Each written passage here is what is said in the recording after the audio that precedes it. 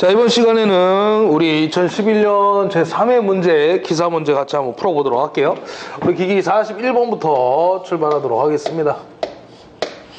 자, 41번 보시면 극수가 4극짜리에 극수가 4극짜리고요. 주파수가 자, 60Hz 삼성유도 전동기가 있고요. 1725rpm으로 회전하고 있대요. 그래서 N 값이죠. 회전자의 속도가 1725rpm으로 회전하고 있을 때 2차 기전력의 주파수 물어봤죠. 근데 2차 기전력의 주파수라는 건 우리 F2S를 얘기하는 거죠. 회전 시 2차 주파수가 얼마냐 그 얘기를 하고 있는 겁니다. 그래서 우리 슬립 공식 원래 4가지가 있잖아요. 4가지 다 써보면 첫 번째 뭐예요? NS분의 NS-N이 있고, 두 번째가 우리 E2분의 E2S가 있고요. 세 번째 공식은 F2분의 F2S가 되겠고요. 마지막 네 번째가 P2분의 우리 P2C가 되겠습니다. 그래서 4가지 공식이 있는데 일단은 우리 요 공식을 이용할 수밖에 없겠죠. 2차 주파수를 물어보고 있으니까. 그래서 슬립 S에다가 정지시 주파수를 곱해주면 되겠다. 그래서 이때 슬립은 안 줬어요. 그래서 슬립을 구해야 되는데 우리 슬립은 여기 회전자의 속도와 여기에서 우리 동기 속도를 구할 수가 있기 때문에 첫 번째 공식을 이용해서 풀면 되겠습니다. 그래서 NS분의 NS-N이 되겠고요. 이때 동기 속도는 어떻게 구합니까? 라고 하면 우리 P분의 120F가 되겠죠. 자, 극수가 몇 극이냐면 4극이고요. 120에 주파수가 60이죠. 그래서 우리 1800rpm 나오네요. 그래서 1800분의 1800 마이너스 얼마에 1725 요거 하면 슬립값 나오겠죠. 그래서 여기 값이 얼마 나오냐면 우리 구한 슬립값이 0.0417 정도 나옵니다. 0.04 정도. 그래서 0.04에다가 우리 주파수 주어진 거 60 있죠?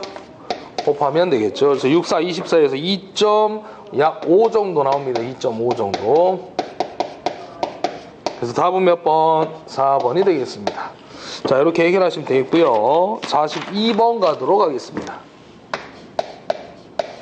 자, 42번 문제는 우리 요거 잘 나오는 문제 중에 하나인데 삼성유도 전동기 기계적 출력을 P kW, 회전수가 N-rpm인 전동기의 토크 물어봤죠? 그래서 단위가 이제 킬로그램 메타니까 거기다 밑줄 하나 걸어주시면 되겠고, 우리 토크를 물어봤을 때 킬로그램 메타가 나오면 항상 0.975에다가 N분의 P라는 공식을 기억하자. 근데 이때 P 값은, 이때 P의 단위는 우리 와트라고 그랬죠?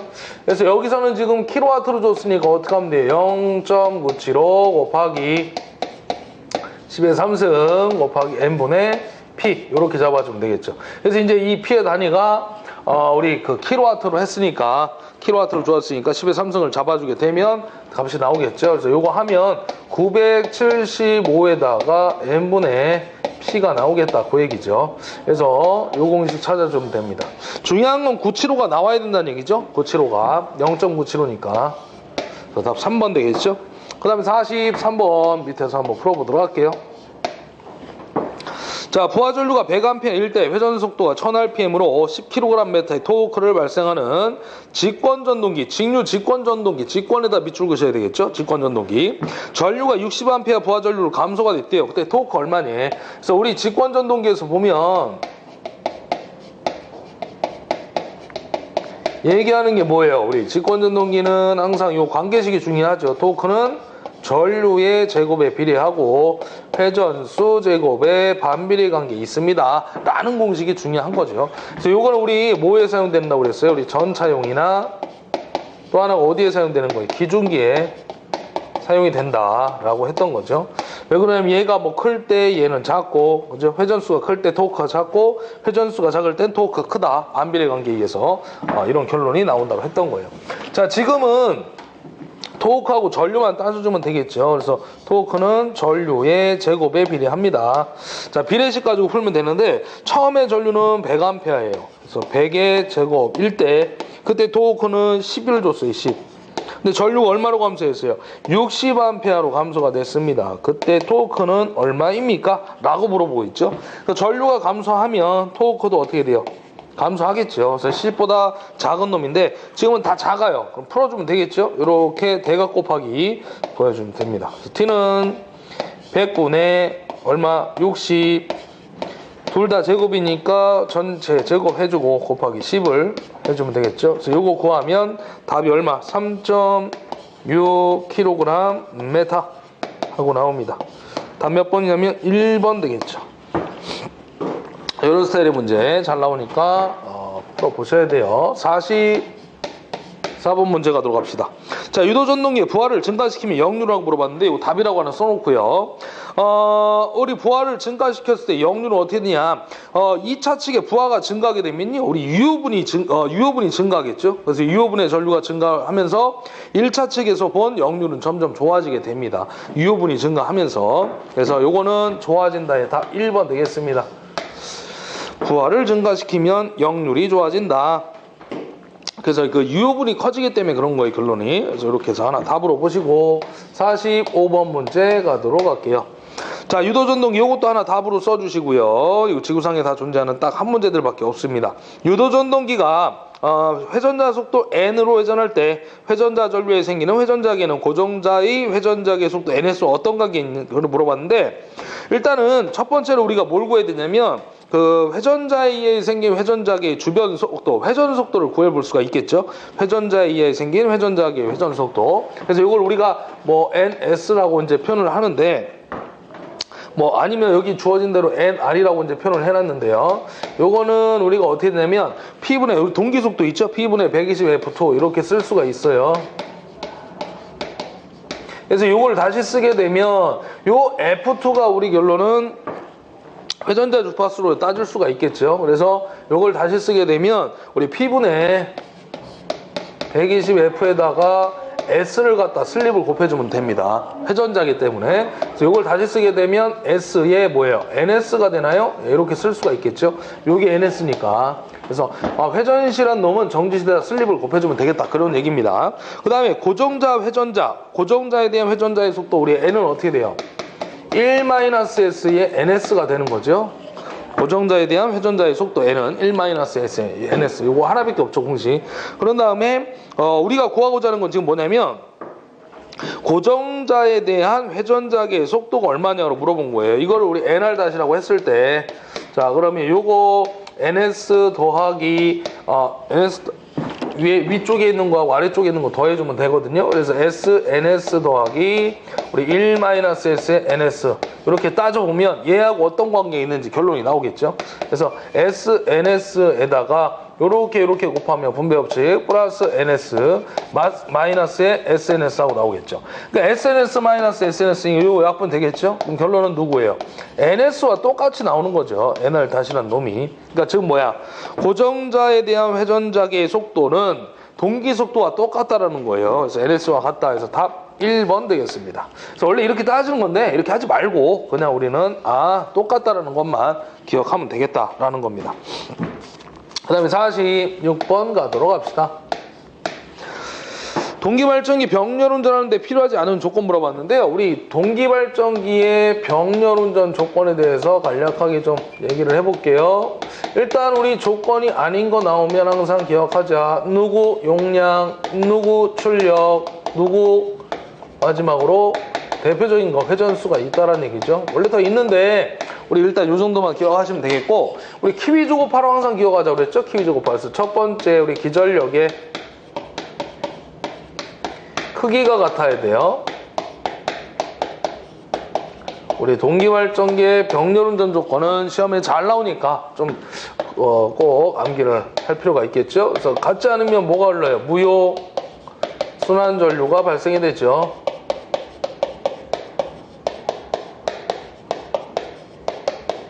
이거 우리 다른 말로 뭐라고 했어요? 무효횡류라고 되어 있나요? 네, 무효횡류. 그래서 앞쪽에서도 제가 정리 한번 해드렸을 텐데 다시 한번 정리해드리는 겁니다. 꼭 암기하셔야 돼요. 순환전류의 크기는 EZS분의 E라고 쓸 수가 있습니다. 이때 E라는 놈은 누굴 얘기하는 거야? 기전력의 차가 되는 거죠. 단위는 암페어고요. 두 번째 기전력의 위상이 같아야 된다. 그래서 위상이 같지 않을 때는 뭐가 흐릅니까? 유효순환전류가 흐르는 거죠. 유효순환전류가 발생한다.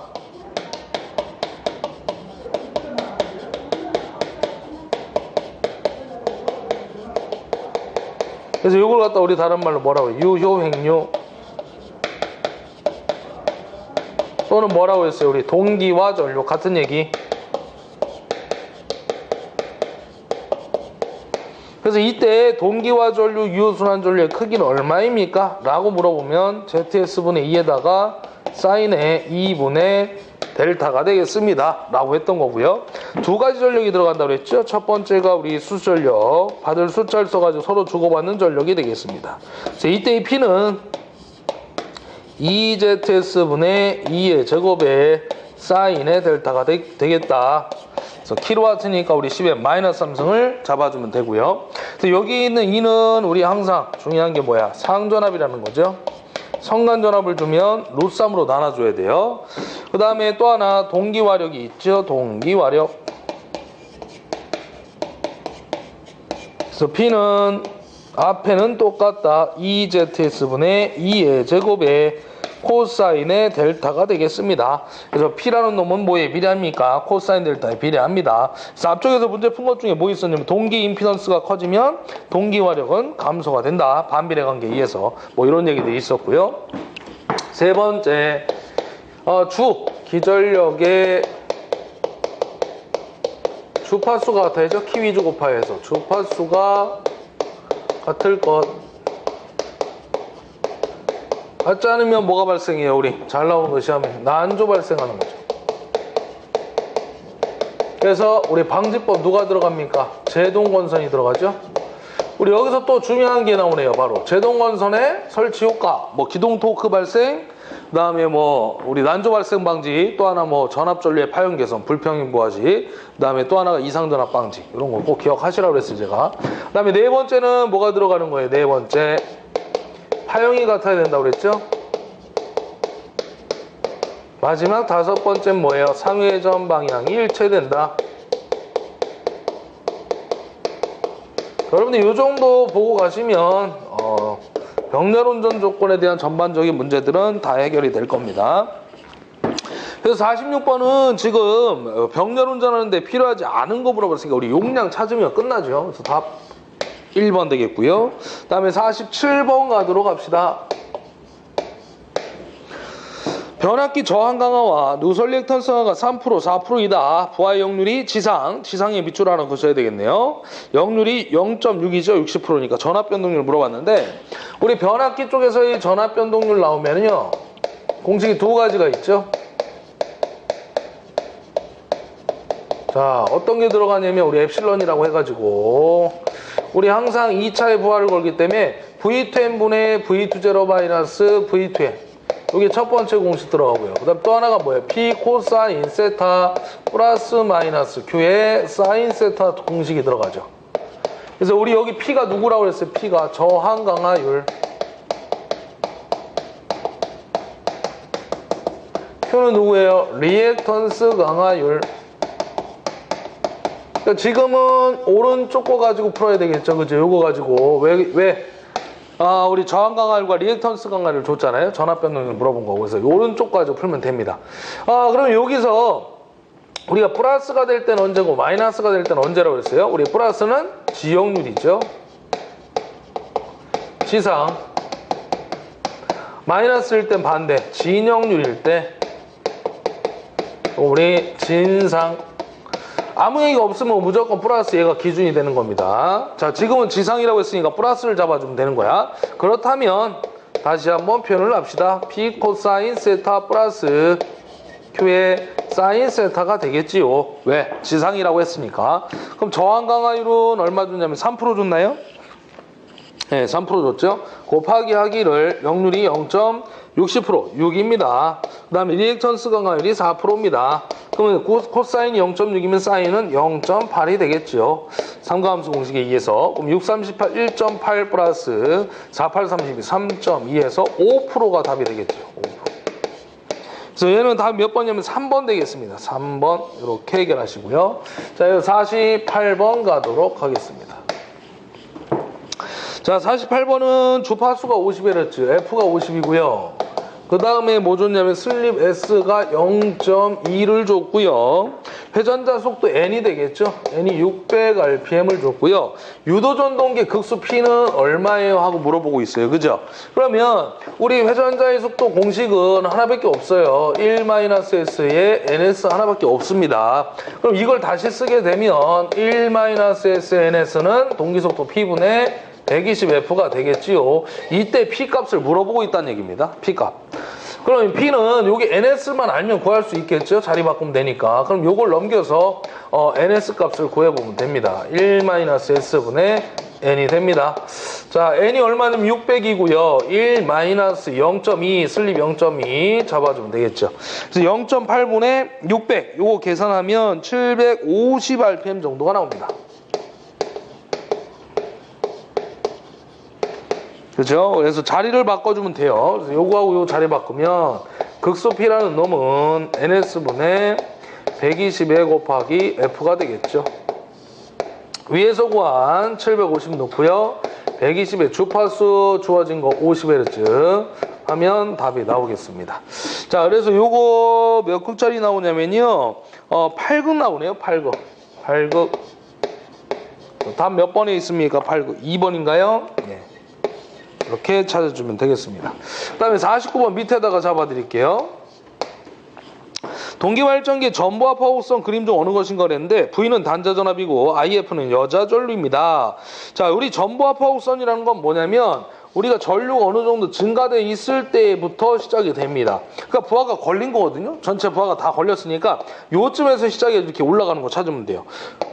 부하가 어느 정도 걸려있다는 얘기는 부하가 걸려있다는 얘기는 우리가 원하는 만큼의 전압을 만들어 온 상태에서 전류가 증가하는 상태가 되는 거거든요. 단자 전압이. 그래서 얘는 답이 3번 되겠죠. 무부하 포화성은 여기서부터 출발이 되죠. 무부하 포화성은 여기서부터 출발해가지고 포화 상태가 되면서 이렇게 그림이 되어지는 1번이 모부하 포화곡선이 되는 거고요. 2번은 단락곡선을 얘기하죠. 그 다음에 3번이 전부하 포화곡선. 답은 3번이고 4번은 외부 특성 곡선. 요놈과 요놈의 이제 반비례 특성이 이런 식으로 나온다. 그 얘기죠. 자, 그래서 49번의 답 3번 체크해서 봐주시면 됩니다. 자, 50번부터 칠판 좀 정리하고 또 가도록 할게요. 우리 아마 앞쪽에서는 아까 그 몇 번이에요? 49번 문제에서 전부하 파워곡선이 나왔는데 예전에 한번 우리가 이 그림을 봤었어요. 그래서 그때는 무부하 파워곡선이 나온 적이 있었죠. 그래서 일단 두 가지 정도 여러분들이 보고 가시면 될 것 같아요. 나온 것만 봐야죠. 뭐 지금까지 뭐 안 나온 것도 다 보려면 여러분들 이 양이 너무 많아져요. 그래서 일단 문제에 나온 거 위주로 해서 보고 가시면 될 것 같아요. 여러분들이 뭐 기기만 할 게 아니라 지금 뭐 전 과목 다 봐야 되기 때문에 양이 뭐 많죠.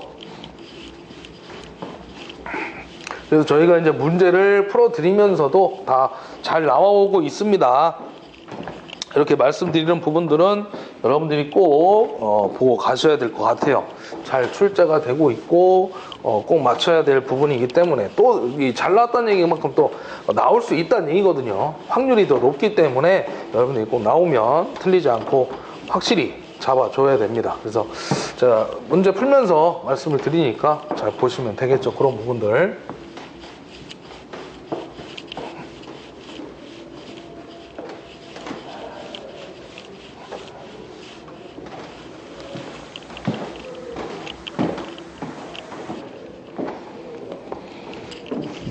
자, 50번 같이 또 보도록 할게요. 여기서부터 출발을 하도록 하겠습니다.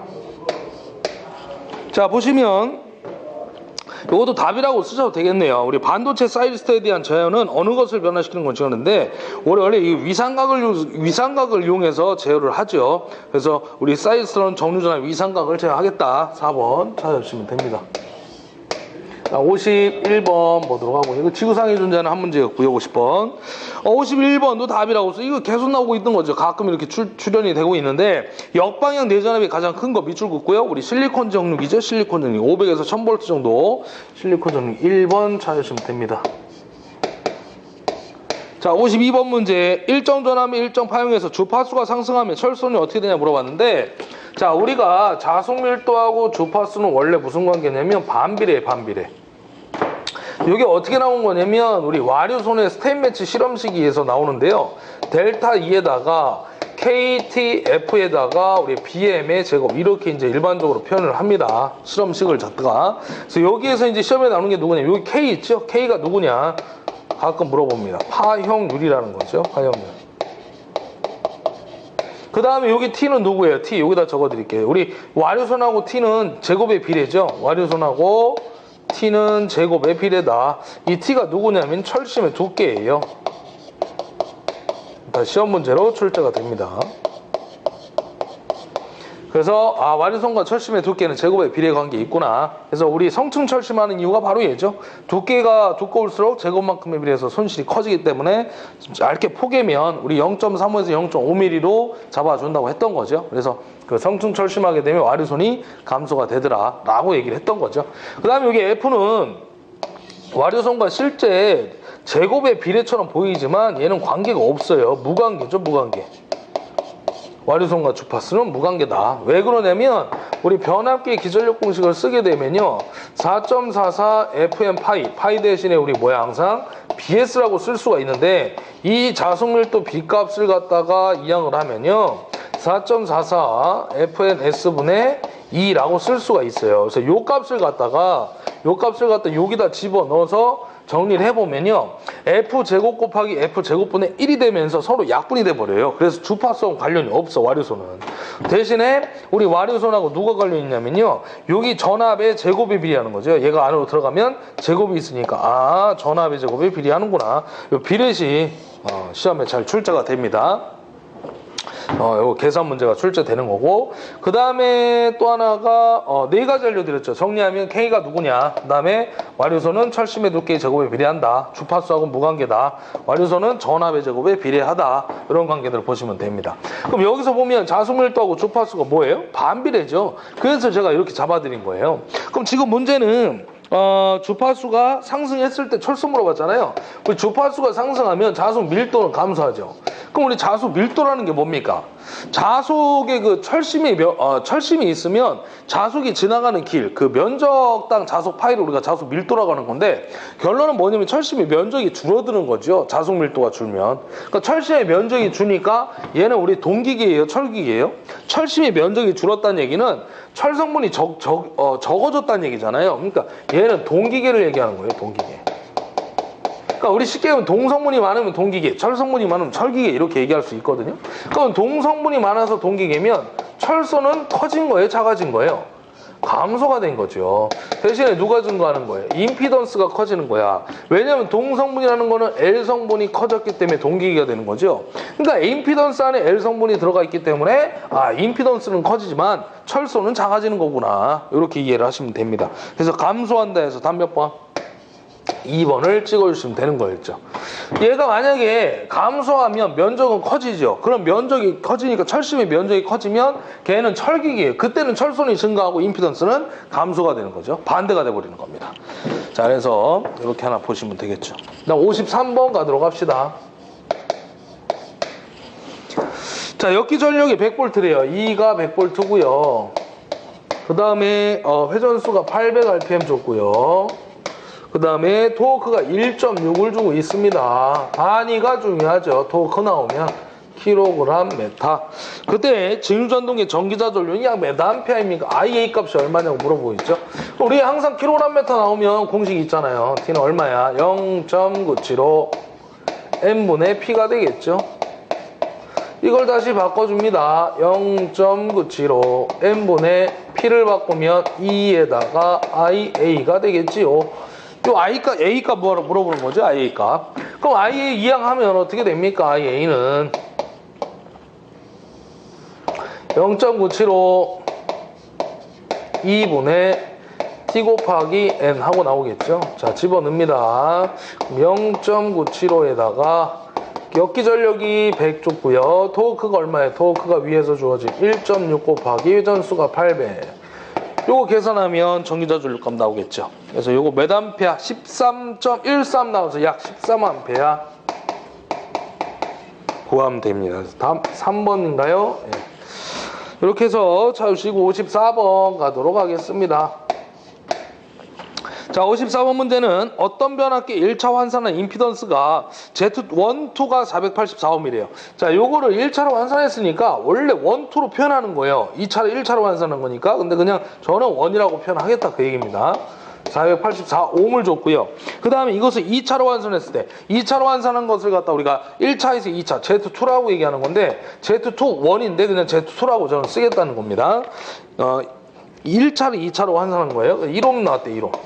그죠? 그때 2차 전압이 V2라고 합시다. 2차 전압이 400V일 때 1차 단자 전압이 얼마입니까? 라고 물어보는 거죠. 그럼 우리가 이거는 변압기 권수비 공식을 이용하면 되는 거죠. 우리 변압기 권수비 공식이 7가지가 있는데 우리 상당히 중요하다고 제가 말씀드렸어요. 변압기에서 가장 기본이 되는 공식이라고 했고, 그래서 첫 번째가 E2분의 E1이 되겠고요. 두 번째가 뭐예요? N2분의 N1이 되겠고요. 세 번째가 뭐예요? 그러면 V2분의 V1이 되겠고요. 네 번째가 뭐예요? 그러면 전류인데 전류만 반대가 됩니다. 라는 거죠. 1차분의 2차입니다. 그 다음에 나머지 우리 오메 단위를 가지고 있는 세 마리가 있죠. 바로 저항 R2분의 R1. 얘네들은 다 루트가 들어갑니다.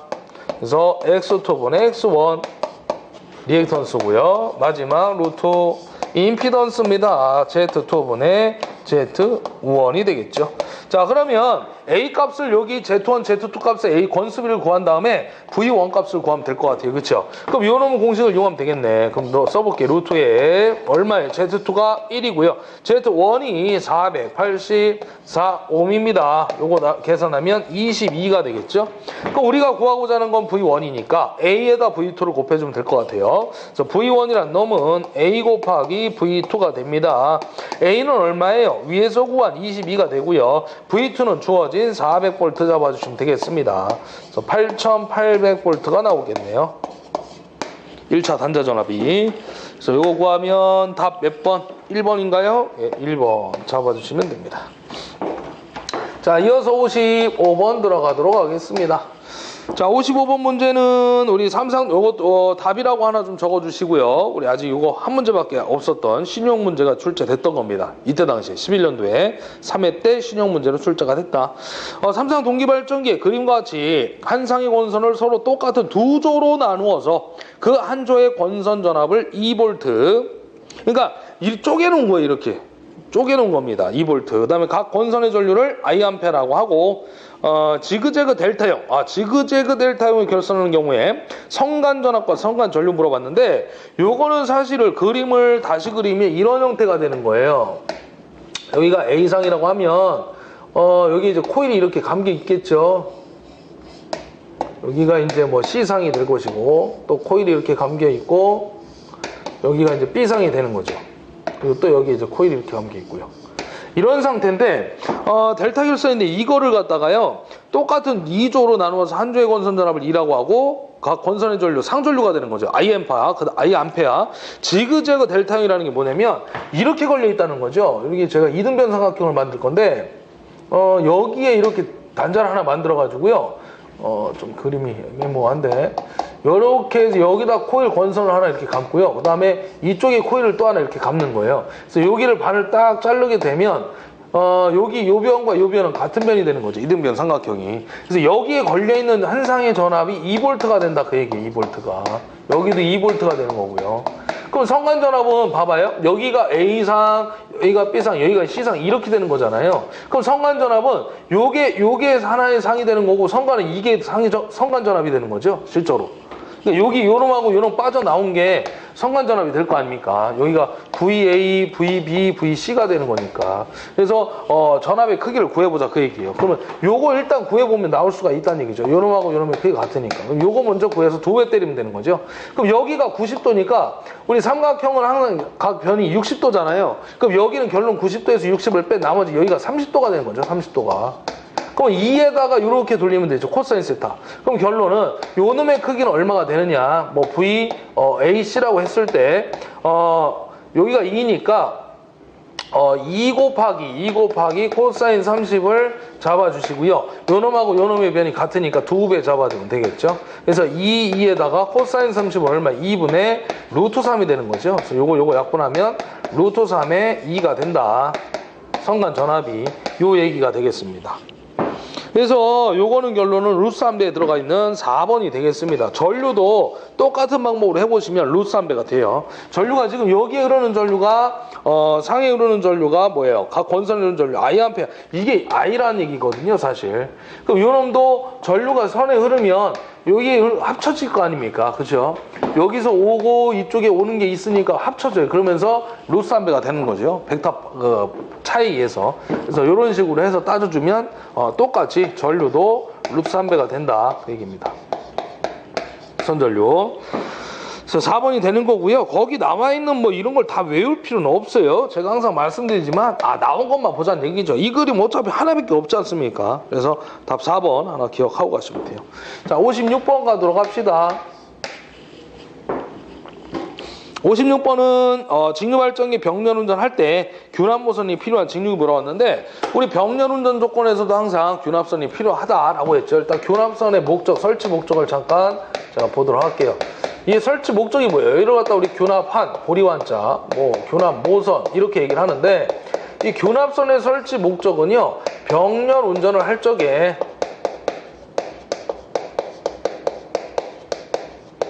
안정하게 운전하기 위해서 얘를 갖다 우리가 설치하는 거죠. 그죠? 설치 목적이. 그래서 우리 병렬 운전을 얼마만큼 안정하게 운전하기 위해서 변압선을 설치하겠다. 그래서 얘를 어디다 설치합니까? 라고 물어보면 직권과 복권이 되겠습니다. 또는 뭐예요? 과복권이 나올 때도 있죠, 시험 문제. 그래서 얘네들은 부호가 뭡니까? 전압변동의 부호가 마이너스가 되는 거죠. 그래서 마이너스가 된다는 얘기는 부하를 걸면 전압이 상승이 되면서 전압변동의 부호가 마이너스가 불안정한 상태로 운전이 된다 그 얘기예요. 얘가 올라간다는 얘기지 원래 떨어지거나 뭐 이렇게 해야 좋은 건데 올라가기 때문에 얘는 변태 쉽게 얘기하면. 그래서 여기다가 설치를 해서 안정하게 운전하기 위해서 설치하겠다. 어디? 칙칙폭포. 예전에 이렇게 많이 외웠던 거죠. 직권과 복권에. 그래서 찾으면 다음 몇 번이냐면 3번이 되겠습니다. 복권 대신에 과복권이 나올 때도 있죠. 그 다음에 57번 갈게요. 요거 답이라고 하나 쓰세요. 57번.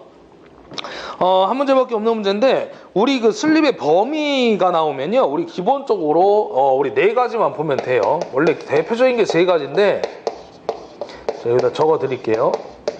첫 번째 누가 있습니까? 우리 유도기 쪽에서 원래 나오죠. 전동기. 얘는 항상 0보다 크고 1보다 작죠. 그다음에 여기다 하나 적게면 얘는 단독 운전이 돼요, 안 돼요? 단독 운전이 불가능하죠. 우리 전동기란 놈은 전원을 공급해줘야 되니까 얘는 단독 운전이 안 돼요. 대신에 전동기 말고 우리 발전기는 일단 범위가 0보다 항상 작죠. 그래서 마이너스 범위에 들어갑니다. 얘는 단독 운전이 되죠. 이런 것도 알고 계셔야 돼요. 가능하겠다. 그다음에 세 번째, 제동기 역상기가 있죠. 다 시험 문제로 출제가 되는 거죠.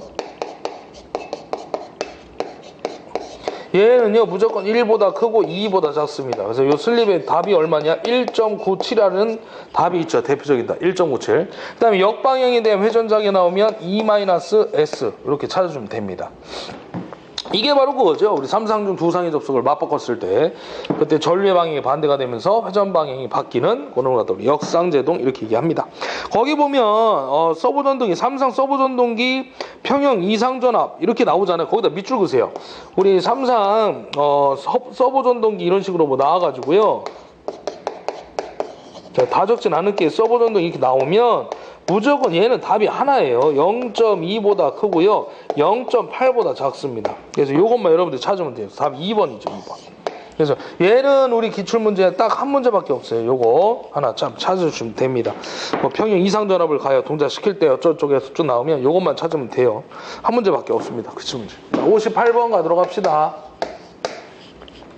동기전동기 위상특성 목선에서 공급전압 및 부하를 일정하게 유지하면서 여자전류, 계자전류를 변화시켰대요. 그때 어떻게 변하느냐? 우리 이거 위상특성 목선 따지는 거죠. 우리 동기, 전동기 쪽의 위상특성 곡선 또는 뭐 V곡선 시험에 잘 출제가 됩니다. 꼭 보고 가셔야 되는 내용이죠. 그래서 우리 그림 그려가지고 따져봤던 거죠. 뭐 이렇게 여기가 IA고요. 여기가 뭐 IF 해가지고 그죠? 그래서 여기 이제 역률을 코사인 세타 역률을 1로 놓고 뭐 V자를 그려서 우리 V 곡선이라고 하는데 일단 첫 번째 얘기는 누구였어요? 우리 누구와 누구의 관계냐? IA와 IF의 관계다. P값은 출력을 일정하게 놓은 상태에서 전기자전류와 계자전류의 관계를 따져주는 것이겠다. 두 번째, 전기자전류가 최소가 되면 역률이 얼마입니까? 1이다 라는 거. 그 다음에 세 번째, 여자전류 IF가 변화가 일어나면 변화되면 누구하고 누가 변합니까? 두 가지가 변하는 거죠. 두 가지. 첫 번째 누가 변하냐면요. 일단은 누가 변합니까? 역률이 변하겠죠. 코사인 세타가 변화가 일어나고요. 뭐 감소할 수도 있고 증가할 수도 있고 그래서 우리가 여기 따지잖아요. 왼쪽과 오른쪽을 비교해가지고. 그 다음에 또 하나 누가 변합니까? 우리 전기자 전류가 변하는데 얘는 무조건 증가라고 그랬죠. 왜? 얘가 V자 모양을 하다 보니까 감소가 돼도 증가가 되는 거고요. 증가가 돼도 또 증가가 돼요. 전기자 전류가. 그래서 얘는 무조건 증가입니다. 그래서 이쪽에 여자 전류가 감소하면 뭐가 발생하는 거예요? 지역률. 그죠? 또는 뭐 부족 여자 전류가 감소하는 거니까. 그래서 또 우리 리액터 L로 작용되고 오른쪽으로 가면 진역률이 발생되는 거죠. 압설대 역률. 그 다음에 과여자. 그 다음에 얘는 콘덴서 C로 작용한다. 뭐 이런 얘기를 했던 거죠. 그래서 여자 전류 변화시키면 뭐가 변하는 거예요? 두 가지 변한다고 그랬죠. 아까 전기자 전류는 증가하고 역률이 변화가 된다. 답 몇 번에 있습니까? 3번이 있죠.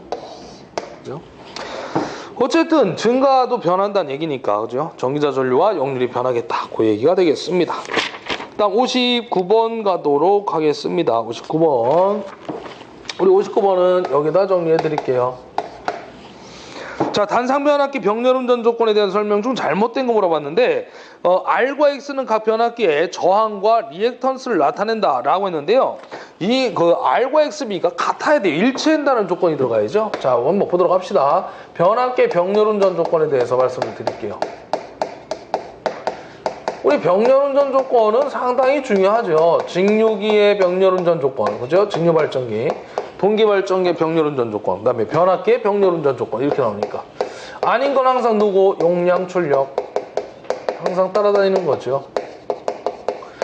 그리고 여기 하나 더 들어가게 되면요 R분의 X 이렇게 나오면 무조건 답이 되는 겁니다. R분의 X 뭐 반비례, 역비례 뭐 이런 얘기. 자, 첫 번째 누가 들어가냐면요 극성. 여기서 말하는 극성은 감극성, 가극성을 얘기하는 겁니다. 예전에 한번 얘기한 적도 있었고요. 그 다음에 권수비, 단자전압이 일체됩니다. 얘네들 중에 하나라도 안 맞으면 전이차가 발생하기 때문에 순환전류가 흘러버리죠. 그래서 항상 일치가 돼야 된다. 두 번째는 임피던스 강화가 일치해야 되겠죠. 근데 이 안에 누가 있어요? 그렇죠. 저항 강화율이라는 P와 리액턴스 강화율이라는 Q 값이 일치해야만 임피던스 강화가 일치가 되겠죠. 이게 바로 누구냐면 결론 R과 X라고 얘기할 수도 있습니다. 그러니까 이게 일치 또는 뭐 비례 이런 조건이 나와야 된다는 거죠. 세 번째, 상회전 방향과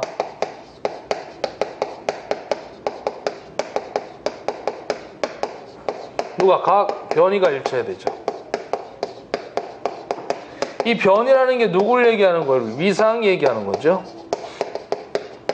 요 정도 세 가지 정도 들어가는데요. 첫 번째와 두 번째는 위상이 없잖아요. 그래서 우리 단상변압기의 병렬운전 조건이 되는 거고 여기 세 번째는 변이 위상이 들어갔잖아. 그래서 얘는 삼상변압기의 병렬운전 조건이 되는 겁니다. 다르죠. 차이가 있다는 얘기죠.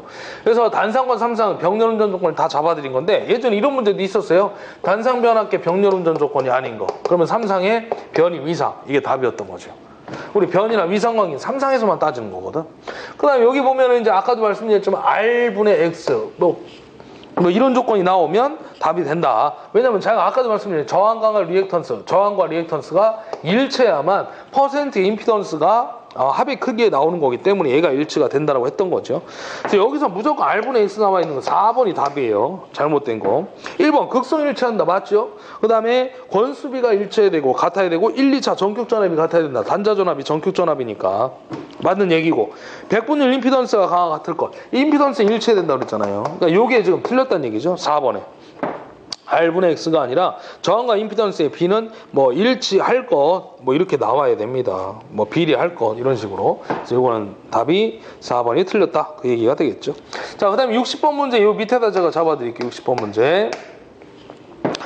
분권 전동기 정極전압 V가 300V입니다. 300V라고 했고요. 그 다음에 전부와 전기자 전류 IA가 얼마냐면 50A래요. 50A. 그 다음에 전기자 저항 RA가 0.25미 되고 있습니다. 그때 전동기 기동전류를 전부와 전류의 120%로 제한시키기 위한 기동저항값으로 말해요. 우리 기동저항을 갖다 RS라고 했죠. 이 RS 기동저항을 왜 집어넣는다고 했습니까? 기동전류를 그렇죠. 제한시키기 위해서 우리가 얘를 집어넣은 거죠. 원래 우리가 기동전류라고 하면 IS라고 이제 표현을 하는데요. 원래는 이 기동전류가 전기자전류하고 같은 거예요. 근데 IS라는 놈은 우리 항상 누구만 있냐면 평상시 RA 전기자 저항만 있겠죠. 오메버측에서 RA분의 V인데 이 전류란 놈이요 엄청 크다 보니까 전격 전류에 비해서 지금 1.2배가 흐른다고 그랬잖아요. 큰 전류가 흐르다 보니까 기동저항을 갖다 직렬로 전기자와 기동저항을 직렬로 설치해 가지고 기동전류를 제한을 시키겠다는 얘기입니다. 그래서 저항이 커지면 전류값이 작아질 거 아니에요. 반비례에 의해서 전류와 저항이. 그래서 얘를 설치했을 때 기동전류가 작아지더라. 그 얘기를 하고 있는 거죠. 요거 구하라는 거예요 지금. 그럼 봐봐요. 여러분들 이거 RA가 지금 얼마냐면 0.2 플러스 RS분의 V는 300V 줬고요. 전격 전류가 얼마냐면 요거잖아요. 요거 지금 문제 조건에서 주어진 게 뭐라고 했냐면 두 번째 줄에 기동전류를 전부하 전류를 120%로 제한한다고 그랬잖아요. 그러니까 이 전부하 전류가 50A에다가 여기에 1.2배 흐른다는 얘기예요. 이만큼의 전류를 제한을 시키고 싶다는 얘기야. 이 배수만큼에 대해서 기동전류가 1.2배 커져버리니까. 그럼 이때 기동저항이 얼마를 설치하면 얘가 1.2배로 작아지겠느냐, 1.2배만큼에 대해서 제한이 되겠느냐, 그걸 따지자는 얘기죠. 그럼 요거 두 개 곱하면 60 나오는 거죠. 봐봐요. 그럼 0.2 플러스 RS분의 300은 여기 60이 나온다는 얘기죠. 그럼 이게 여기 분모가 얼마가 나오면은 우리가 이게 60이 나온다는 얘기예요. 5죠. 5, 6, 30이니까. 그죠? 아니면 이렇게 해도 되죠. 어떻게 하면 됩니까? 요거 300은 60 곱하기 0.2 플러스 RS 해가지고 분배법칙 적용해서 넘겨서 나누기 빼기 하면 답 나오는데 그렇게 하지 말고 우리가 봐봐요. 그냥 상식적으로 이게 5분의 360이니까 5잖아요. 그럼 RS는 얼마 나와야 되는 거야? 전체가 5가 되려면 5에서 0.1 뺀 나머지 4.85미 나오면 되겠죠. 그래야 4.8 더하기 0.2 하면 5분의 300에서 60A 나오는 거죠. 그죠? 그래서 요거 기동저항은 4.8옴 집어넣으면 되겠더라. 답 몇 번? 2번이 되겠습니다. 2번. 네. 이렇게 해서 구하시면 되겠죠. 예. 자, 여기까지 해서 우리 2011년 3회 문제 해결을 한번 해봤습니다. 그래서 제가 항상 말씀드리는 거는 자주 나오는 거 위주로 좀 준비하시고 안 되는 건 답으로 좀 기억하시라. 그다음에 우리 화이트 항상 말씀드렸잖아요. 답 아닌 거 지워버리고 답만 보자는 얘기지. 그럼 시험장에서도 똑같이 매지가이처럼 떠오를 겁니다. 답이. 아시겠죠? 뭐 다른 과목 다 마찬가지예요. 예. 그렇게 해서 준비하시면 분명히 좋은 결과 있을 겁니다. 자, 하여튼 오늘 여기까지 하고 다음 시간에 또 뵙도록 하겠습니다. 자, 인사하겠습니다. 수고하셨습니다.